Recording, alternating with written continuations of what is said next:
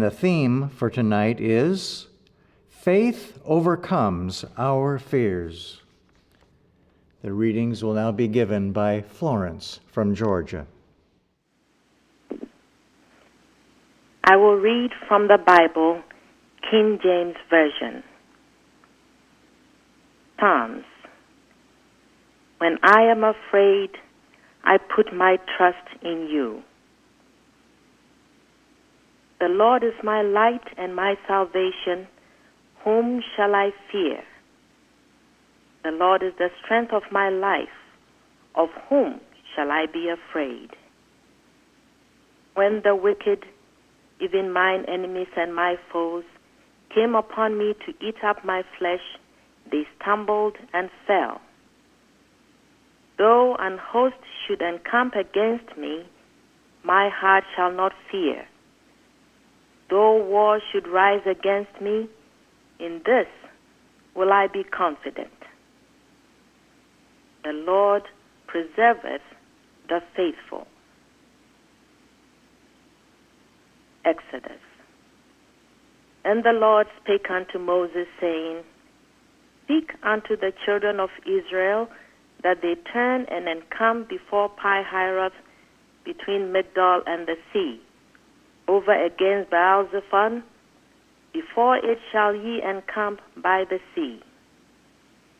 For Pharaoh will say of the children of Israel, They are entangled in the land, the wilderness hath shut them in.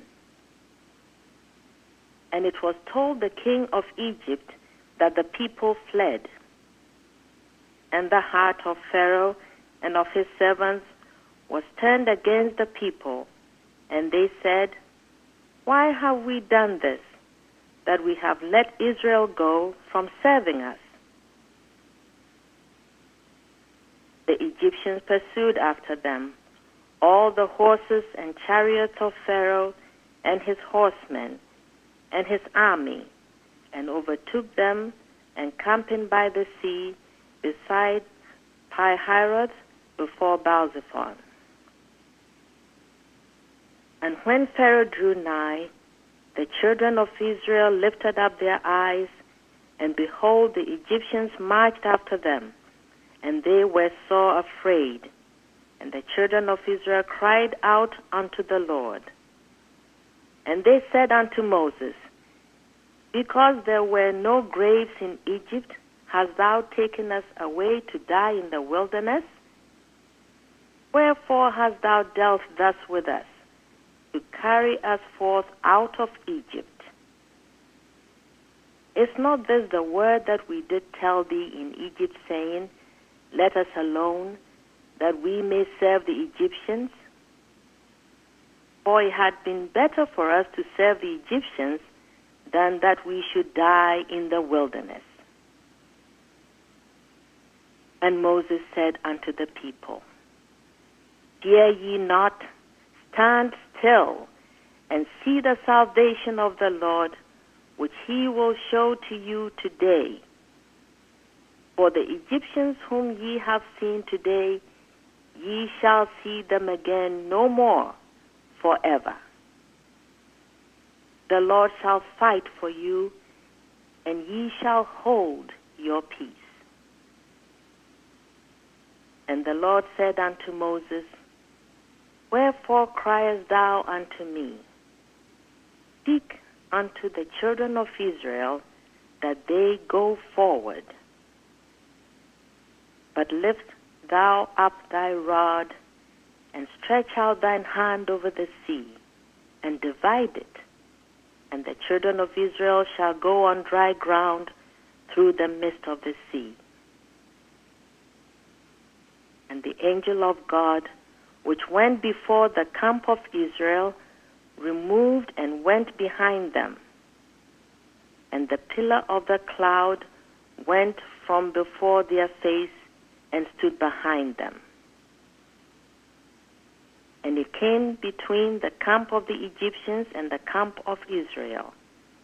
And it was a cloud and darkness to them, but it gave light by night to these, so that the one came not near the other all the night. And Moses stretched out his hand over the sea, and the Lord caused the sea to go back by a strong east wind all that night, and made the sea dry land, and the waters were divided. And the children of Israel went into the midst of the sea upon the dry ground, and the waters were a wall unto them on their right hand and on their left. And the Lord said unto Moses, Stretch out thine hand over the sea, that the waters may come again upon the Egyptians, upon their chariots, and upon their horsemen. And the waters returned, and covered the chariots and the horsemen, and all the host of Pharaoh that came into the sea after them. There remained not so much as one of them. Thus the Lord saved Israel that day out of the hand of the Egyptians, and Israel saw the Egyptians dead upon the seashore. The people feared the Lord and believed the Lord and his servant Moses. Hebrews. By faith he forsook Egypt, not fearing the wrath of the king, for he endured as seeing him who is invisible. Through faith he kept the Passover and the sprinkling of blood, lest he that destroyed the firstborn should touch them. By faith they passed through the Red Sea as by dry land, which the Egyptians, assaying to do, were drowned. By faith the walls of Jericho fell down after they were compassed about 7 days. Luke. For with God nothing shall be impossible. And the apostles said unto the Lord, Increase our faith.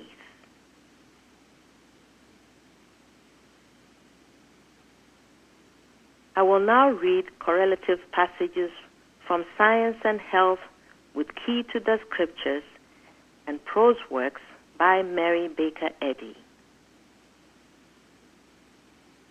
Step by step will those who trust him find that God is our refuge and strength, a very present help in trouble. Christian Science is not a remedy of faith alone, but combines faith with understanding, through which we may touch the hem of his garment and know that omnipotence has all power. I am the Lord, and there is none else. There is no God beside me. As the children of Israel were guided triumphantly through the Red Sea, the dark ebbing and flowing tides of human fear, as they were led through the wilderness, walking wearily through the great desert of human hopes and anticipating that promised joy, so shall the spiritual idea guide all right desires in their passage from sense to soul, from a material sense of existence to the spiritual, up to the glory prepared for them who love God. Stately science pauses not, but moves before them, a pillar of cloud by day and of fire by night, leading to divine heights. The lame, the deaf, the dumb, the blind, the sick, the sensual, the sinner, I wished to save from the slavery of their own beliefs and from the educational systems of the pharaohs, who today, as of yore, hold the children of Israel in bondage. I saw before me the awful conflict, the Red Sea and the wilderness, but I pressed on through faith in God, trusting truth, the strong deliverer, to guide me into the land of Christian Science, where fetters fall and the rights of man are fully known and acknowledged. Faith full-fledged, soaring to the Horeb height, brings blessings infinite, and the spirit of this orison is the fruit of rightness. On earth peace, goodwill toward men. Faith is higher and more spiritual than belief. It is a chrysalis state of human thought, in which spiritual evidence, contradicting the testimony of sense, begins to appear, and truth, the ever-present, is becoming understood. When divine science overcomes faith in a carnal mind, and faith in God destroys all faith in sin and in material methods of healing, then sin, disease, and death will disappear. When we come to have more faith in truth of being than we have in error, more faith in spirit than in matter, more faith in living than in dying, more faith in God than in man, then no material suppositions can prevent us from healing the sick and destroying error. The understanding of truth gives full faith in truth, and spiritual understanding is better than all burnt offerings. As human thought changes from one stage to another of conscious pain and painlessness, sorrow and joy, from fear to hope, and from faith to understanding, the visible manifestation will at last be man governed by soul, not by material sense. The scientific healing faith is a saving faith. It keeps steadfastly the great and first commandment, "Thou shalt have no other gods before me," no other than the spiritual help of divine love. Faith in aught else misguides the understanding, ignores the power of God, and in the words of St. Paul, appeals to an unknown power, whom therefore ye ignorantly worship. This trembling and blind faith, in the past as in the present, seeks personality for support, unmindful of the divine law of love, which can be understood, the principle of which works intelligently as the divine mind, not as matter, casting out evil and healing the sick. Fearlessly does she warn all her followers against the indulgence of the sins which would prevent the realization of ideal manhood, the reign of the Christ. And now it is ours to address ourselves with renewed faith and love to the high and holy task of overcoming all that is unlike God, and thus prove our worthiness to be living stones in the universal temple of spirit and worthy members of the Mother Church before men.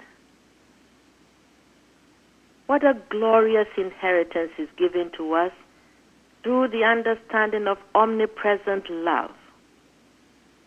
More we cannot ask. More we do not want. More we cannot have. This sweet assurance is the peace be still to all human fears, to suffering of every sort. Among the manifold soft chimes that will fill the haunted chambers of memory, this is the sweetest. Thou hast been faithful.